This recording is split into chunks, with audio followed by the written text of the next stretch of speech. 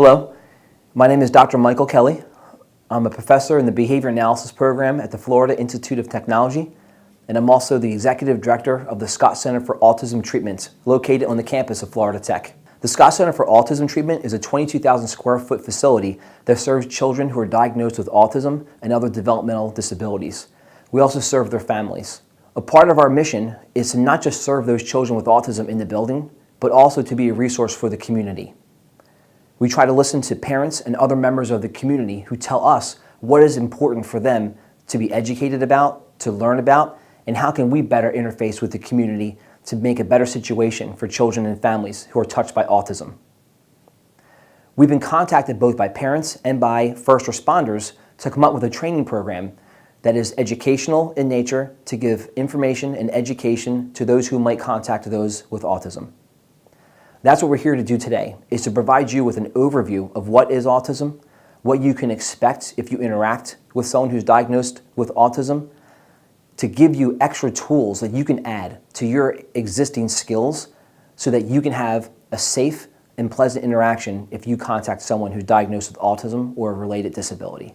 This training is designed to add new skills to your repertoire, not to replace your existing skill set. We expect first responders to use their experience and their training and their skills when they're interacting with anybody. We just hope that we can add some new skills to your repertoire to make sure you have a safe and pleasant interaction if you encounter those diagnosed with autism. Before we get started on describing the objectives of today's training, I thought it was important to describe what this training is not. First of all, this training is not designed to tell you how to do your job. We have expertise on autism. We have expertise on recognizing the symptoms of autism. We have expertise on how to have appropriate interactions with those who are diagnosed with autism and their families. We're not first responders. We have different skill sets, different education than first responders, and we are not in the business of describing for you on how to do your job. You'll find in this training, we will attempt to give you new education, new information, new skills, new tools to put into your toolbox that you can use at your discretion if you end up interacting with someone who's diagnosed with autism. Second, this training is not designed to make you an expert in autism. This training is designed to teach you to recognize the symptoms of autism and to know the basic things you need to know to have a safe and appropriate interaction with those who are diagnosed with autism. Finally, this training is not designed to replace your skills, your instincts, or your experience with something else. We hope that we can give you something valuable that you can add to your existing repertoire that you can use at your discretion. The general objectives for today are for us to inform and educate you about the symptoms of autism, about what you might expect when you interact with someone with autism, what those symptoms look like, things you may hear, things that may be different when you interact with someone with autism as compared to someone who does not have autism. We're going to teach you to identify and recognize some of those common signs and characteristics of individuals who are diagnosed with autism, which will help you better interpret situations as they arise. Finally, we want to help teach you how to safely and appropriately respond should you encounter an individual diagnosed with autism in your daily activities. All right, Section 1, what is autism? So the objectives for Section 1, what is autism, are to inform and educate first responders about autism spectrum disorder and to help first responders identify and recognize those basic signs and characteristics of autism spectrum disorder. All right, so first, what is autism? We're actually not here to talk about what causes autism. It's a question we get asked all the time, like why in the world do people have autism? What is the etiology of autism? The fact is that there is a lot of research going on in the causes of autism, and the fact is we just don't know at this point in time what causes autism. The reason we bring this up is because there's a lot of non-research based theories about what causes autism, and the thing to know in this area is just that there's a lot of research that's looking into it, and today we're going to focus on the things that we know to be true, those signs and characteristics that are going to be important for you if you interact with someone who's diagnosed with autism.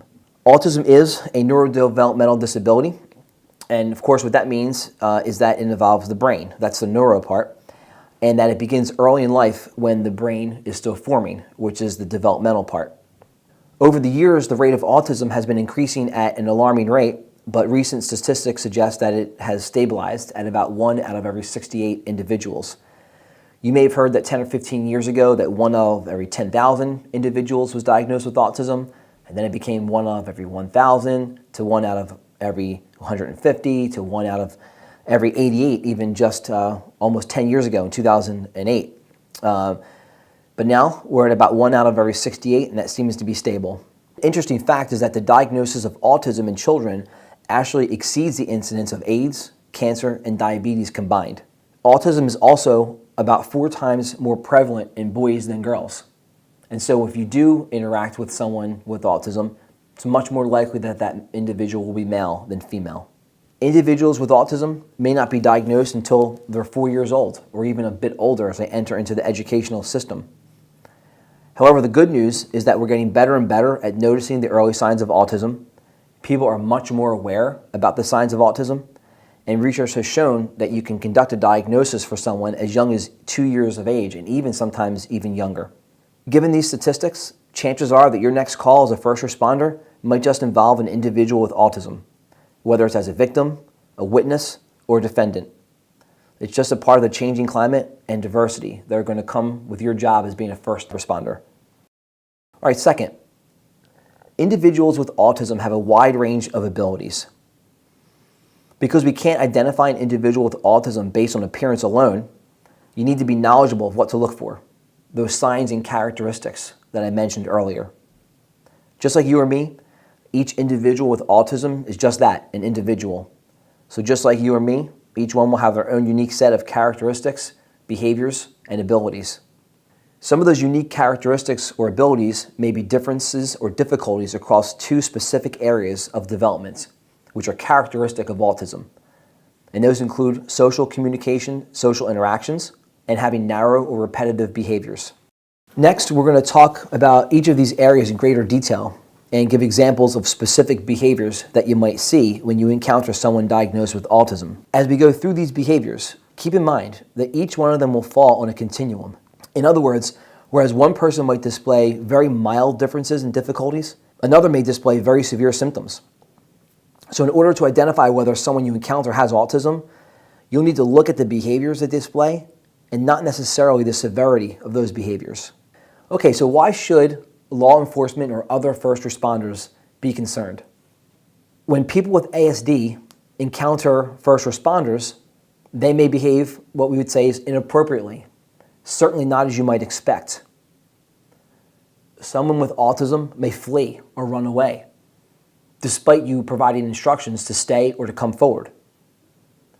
Someone with autism might be unresponsive, may behave aggressively, or just plain act strangely. The best way to describe that are behaviors that sort of don't match the context, behaviors that you might not expect given what's happening in the situation. Interestingly, people with developmental disabilities such as autism are 7 times more likely to encounter first responders than individuals who are not diagnosed with autism and other developmental disabilities. So again, that statistic suggests that you as a first responder are very likely to encounter someone who's diagnosed with autism. Section 2, recognize. How to identify a person diagnosed with autism. So Section 2, objectives, understanding social emotional reciprocity, understanding nonverbal communication, and understanding narrow and repetitive behaviors. First, how to identify a person with autism. Someone with autism will, by definition, show deficits in social emotional reciprocity. They'll show deficits in nonverbal communication and will almost certainly engage in narrow, restricted, or repetitive behaviors. So when we talk about deficits in social emotional reciprocity, what are we talking about exactly? Well, an individual with autism may not have a good understanding of personal space or boundaries. So when they interact with you, they might get too close, might even reach out to touch you in an unexpected way. Additionally, they may not respond quickly to commands such as show me your hands or come here. That is, they might not even respond at all. They may walk toward you slowly. They might turn around and flee. All these responses could be due to a lack of understanding rather than bad intent or disrespect for your authority or commands. And of course, this is because individuals with autism oftentimes have delays when processing information or literally might not understand the words that you're saying. An individual with autism may also have poor conversation skills and may not be able to have a back and forth conversation with you in a way that you might expect. Individuals with autism might have difficulty answering simple questions like, what is your name? Where do you live? Or they might know the answers but might not answer them immediately after you ask them. Sometimes individuals with autism repeat what you say. This is something called echolalia, meaning that they simply echo what they just heard. Individuals with autism might respond to questions with answers that are off topic, that don't make sense given the context. They might provide vague, evasive, or blunt answers. In fact, you might come across an individual with autism who has very limited verbal skills or is completely nonverbal, meaning that they don't engage in any vocal language whatsoever. It is very common for individuals with autism who are nonverbal to communicate through pictures, sign language, or computerized speech devices, like an iPad. An individual with autism may not be able to express their own needs, especially in stressful situations. Additionally, they may be unable to make simple decisions when given a choice. They may not recognize you as an authority figure or understand what their rights are or understand warnings that you're providing or understand that they're in danger and that you're there to help. It's also very possible that they might provide misleading information or false information when asked questions. Again, this isn't necessarily purposeful, but a function of not understanding the words that you're saying. Finally, individuals with autism may not understand the consequences of their actions, and we hope that you can take that into account when you're interacting with someone diagnosed with autism. Next, we're going to cover examples of social nonverbal communication. With regard to deficits in nonverbal communication, oftentimes individuals with autism might display body language that doesn't quite match what they're saying. For example, an individual might look very scared to you, but also might be laughing at the same time. Additionally, it could appear that the individual is completely unaware of your presence, yet they're talking to you. Sometimes it's hard to describe, but you can tell that the context isn't quite matching the words, or the context isn't quite matching the behavior. And this is a clear sign of a deficit in social nonverbal communication. One of the most commonly seen deficits with respect to nonverbal communication is poor eye contact. Individuals with autism frequently display fleeting eye contact, meaning they may look at you for a moment, but not maybe directly in your eyes, and then look away quickly. In some cases, individuals with autism will make no eye contact at all. To first responders, this might be misconstrued as being indicative of someone being evasive, avoidant, lying, or disrespectful. But that's not the case. This is simply a symptom of autism. Importantly, an individual with autism might not be able to understand your nonverbal cues, such as gestures to come here or sit down. If you point at something while gesturing, the individual with autism may not look in the direction you're pointing. Again, this should not be considered noncompliance, but rather a deficit in the skill to engage in what we call joint attention. Joint attention generally refers to a situation in which two or more individuals are actively interacting around a specific topic in a coordinated way. When you interact with an individual with autism, you may feel like the interaction isn't happening in a way that you'd normally expect. For example, your words and your actions may not be well coordinated with the actions and words of the individual diagnosed with autism. Finally, an individual with autism may engage in facial expressions that seem to lack emotion or sometimes don't seem to match the situation. For example, they may not smile when happy or may not frown when sad. Therefore, it's important to identify any obvious injuries that might exist, as the individual may not be able to verbally or non-verbally communicate injuries to you. This is particularly important because individuals with autism often have a higher tolerance for pain than individuals not diagnosed with autism. Next, we're going to cover narrow and repetitive behaviors. In addition to differences and difficulties related to social interactions and social communication, individuals with autism will likely have narrow interests and display repetitive behaviors. So, some things you might see is that the individual might have these stereotyped or repetitive movements. For example, rocking, flapping hands in a repetitive way. The individual might use objects in a stereotyped or repetitive way. Or maybe have stereotyped or repetitive speech patterns, such as repeating the same thing over and over again. Parents of children with autism will often complain that their children will sing jingles or parts of cartoons repeatedly. Individuals with autism often engage in really inflexible behavior, so they resist change in routines or changes in behavior. They're used to doing things a particular way and don't wish to do things a different way. Individuals with autism might become fixated on something and have very restricted interest, or might be very hyper or even hyposensitive to different sensory inputs. To give you a better idea of what you might see, we're going to talk about each of these characteristics in a bit more detail. Next, we're going to cover stereotyped or repetitive movements or use of objects in speech. So behaviors that are stereotyped or repetitive can be best described as peculiar looking or sounding, repetitive or ritualistic in nature. So with regard to motor movements, you might encounter someone who's engaged in, say, body rocking, which they might do standing up or sitting down.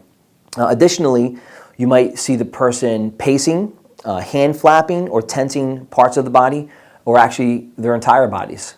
Object manipulation might be displayed, such as twirling objects, like a twig or a string or a toy.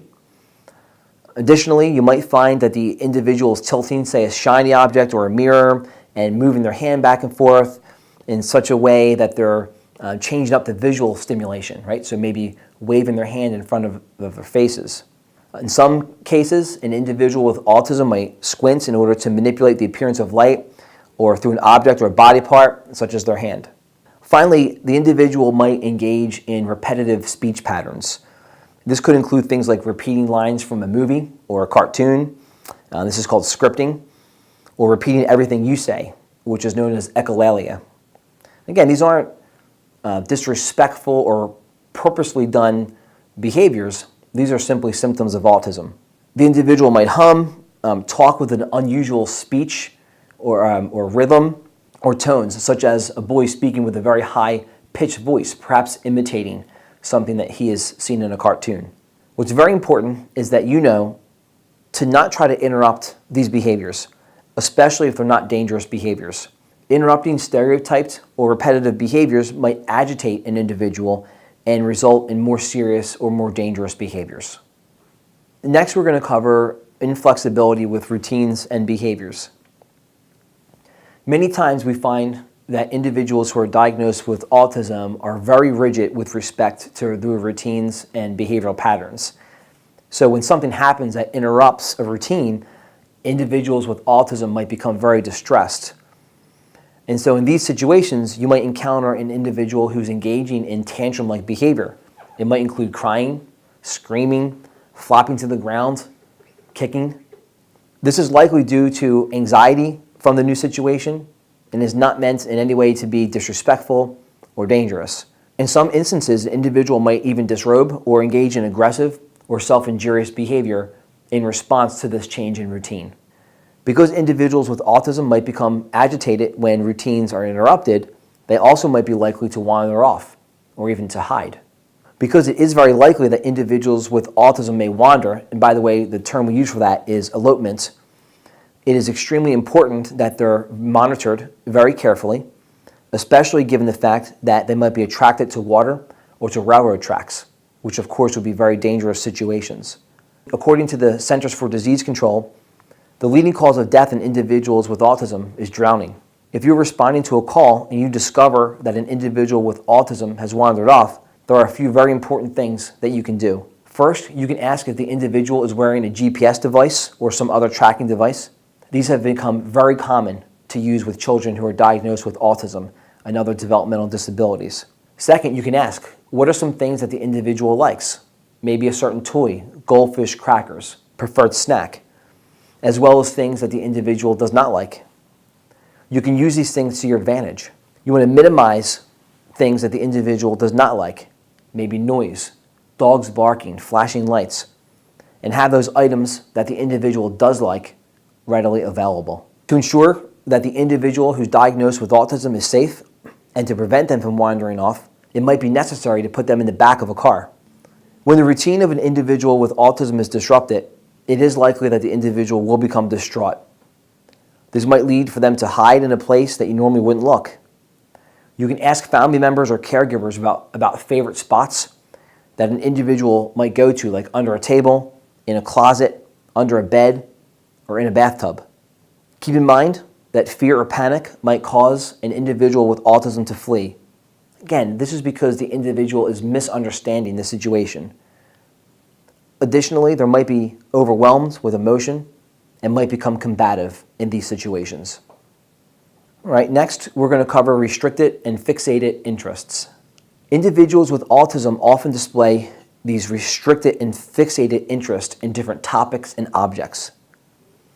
They might have a strong attachment to a specific object or topic and spend an inordinate amount of time engaging with that object or talking about this topic or object. This attachment might be so strong that they might even put themselves in dangerous situations in order to gain access to the items or objects.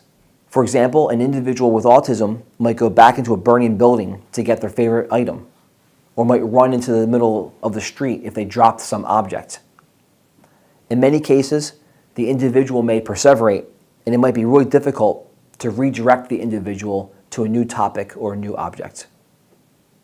Individuals with autism may be hypersensitive or even hyposensitive to different sensory inputs. As I mentioned before, individuals with autism might have a higher tolerance for pain and might be even indifferent to pain and temperature fluctuations. It will be particularly important to find out if the individual that you encounter can tolerate very painful stimuli, especially if there's been an accident. It's possible that the individual could have sustained severe injuries and might not feel the pain from those injuries, or if the individual does feel that pain, might not be engaging in behaviors to indicate that they're feeling pain. In instances such as this, it will be imperative that you don't move the individual and you follow procedures for immobilizing them for transport. In addition to indifference to pain, individuals with autism might be hypersensitive and become very overstimulated by very common sights, sounds, odors, and touch. A common behavior exhibited by individuals with autism when they're overstimulated is covering the ears.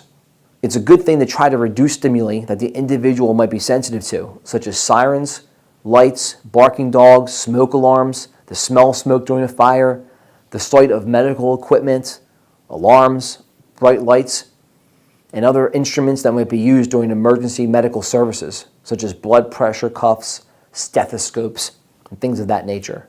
Individuals with autism might be seen smelling objects, foods, or even people. They may excessively touch objects, articles of clothing, or people. Some of these behaviors are exploratory, and they just happen to be excessive. Finally, individuals with autism may have a fascination with lights or movements. This is why you often will see individuals with autism engaging with shiny objects and why they might like water sources, because of the reflection of light off of the surface of water. They might be fascinated with shiny things on uniforms, such as badges or handcuffs, and they may try to grab these items to explore them further. Section 3, we're going to cover respond, how to best deal with a person with autism in a first responder response situation. Section 3 objectives include how to approach someone with autism, how to interact with someone with autism, and then tips for a good interaction. So as we know, and as you know so well, first responder calls are never routine. And when your call includes interacting with an individual with autism, well, this might make things especially challenging. Therefore, it's not only important to recognize the sign and characteristics of autism, it's very important to know what is the best way to respond. Making this even more difficult for you, it is very important to remember that each person with autism is going to be unique and might act or react differently. In an emergency situation, an individual with autism may not react in a typical, predictable, or safe manner. Once you've stabilized your scene and determine that you are responding to a call that involves an individual with autism, ensure that you display calming body language when approaching the individual. You want to avoid any quick movements, possibly remove sunglasses to be as engaging as possible. You want to be careful not to get too close too quickly. Allow some extra personal space. Give the individual an opportunity to adapt to your presence. Even though it might appear that the individual is not aware of you, any slight movements could startle the individual and cause distress. We recommend that you speak slowly, use very simple language. Individuals with autism may respond with answers they think you want to hear, so it's important that they have a clear understanding of what you are asking. Be direct with instructions, because abstract concepts might be more difficult for them to understand. For example, you may say, "Look into my eyes," rather than "pay attention." You want to avoid using words that have a double meaning. It might be confusing to the individual who's diagnosed with autism. If you ask a question or give a command and the individual does not respond, you might try repeating or maybe even rephrasing the question or command. You could also try to model the behavior you want the individual to do. Remember, a lack of a response is likely due to the fact that the individual doesn't understand the command you are giving, and less likely due to a lack of cooperation or a lack of respect. You want to make sure you allow some extra time for the individual to respond. Remember, it often takes an individual with autism longer to process information that is being thrown at them, especially if other distractions are present in the environment. For example, if there are sirens, lights, equipment, uniformed responders, anything that's different from the normal routine that the individual encounters in their daily lives. You should provide frequent praise and encouragement to encourage cooperation with commands. Say things like, "You're doing a great job," or "I really like how you're doing what I ask." Try to locate someone who's familiar with the individual, such as a family member or a caregiver. These people will be a great help in assisting you. In some situations, we know it might be necessary to move the individual to a different, safer, or quieter environment. Ensure that you're monitoring the individual carefully. Keep in mind that some individuals with autism might engage in aggressive behaviors, such as hitting, kicking, or throwing objects. Others might engage in self-injurious behavior, like hitting themselves, banging their heads, or even eye gouging. Many individuals with autism are hypersensitive to environmental stimuli and might engage in stereotypic behaviors when they get interrupted. And any time an individual with autism is interrupted, you run the risk of increased agitation. Some individuals with autism show no fear for danger. Like I said, might re-enter a burning building, get back into a car after a car accident, or wander off, which of course could put them at risk for drowning or getting hit by a car. There are some special cautions that you can take as a first responder.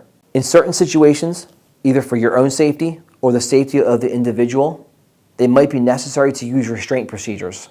As with any restraint procedure, you will exercise caution, as we know you are trained. However, there are some special cautions that you should take when restraining an individual who's diagnosed with autism. Individuals with autism have a much higher incidence of seizure disorders, so you want to make sure you look out for any medical identifiers, such as a medical bracelet. Additionally, individuals with autism are more likely to have low muscle tone, and therefore it's important to avoid any positional asphyxia. Make sure their airway is clear at all times. Turn them on their side frequently to make sure that they have good breathing. Oftentimes when a person with autism is given some time and some space, aggressive or self-injurious behavior will de-escalate on its own. So some basic things to remember. Safety first. Your safety and the safety of the individual with autism. Remember, if an individual is diagnosed with autism, there are some specific things to look for. Poor eye contact, there may be hand flapping, indifference to what you're saying, echolalia, and maybe even some tantrum behavior. Remember to speak slowly and to use simple language. You're going to want to allow more time for the individual to respond, as the individual may not understand your commands. Be aware of insensitivity or high tolerance to pain, or maybe even hypersensitivity to other stimuli. Try to determine and locate preferred items for calming or luring in the case of a wanderer. In this section, we're going to cover some specific scenarios that you might encounter, such as a wandering child or a motor vehicle situation. It is highly likely that an individual with autism might wander. Again, we call this elopement. And it's a very common behavior that we assess and treat when serving children who are diagnosed with autism. It's very important, obviously, that children diagnosed with autism are monitored very carefully, especially that they might be attracted to very dangerous situations. So a primary goal will be to ensure the individual is not directly in harm's way. In order to ensure that the individual is safe and to prevent them from wandering off, it might be necessary to place him or her in the backseat of a car. Overall, use clear, simple instructions and a calm tone of voice. Keep in mind that fear or panic might cause the individual with autism to flee. Again, this is because the individual is misunderstanding the situation. They don't understand that you're there to help. Additionally, they might be overwhelmed with emotion, and of course, this might make them more combative or more likely to engage in tantrum behavior. So if you conduct, for example, a traffic stop, and an individual with autism is in the car, you want to make sure you use the skills we've already discussed.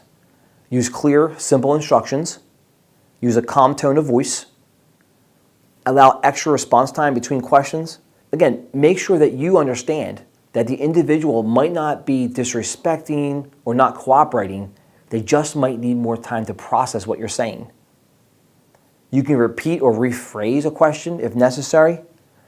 And you want to try to avoid figurative language. Don't be abstract. Give very clear and precise and concrete examples and instructions. It'll make it much easier for the individual with autism to understand what you are saying. Thank you so much for giving me and the Scott Center for Autism Treatment the opportunity to provide you with some information and education about first responders and their interactions with individuals with autism.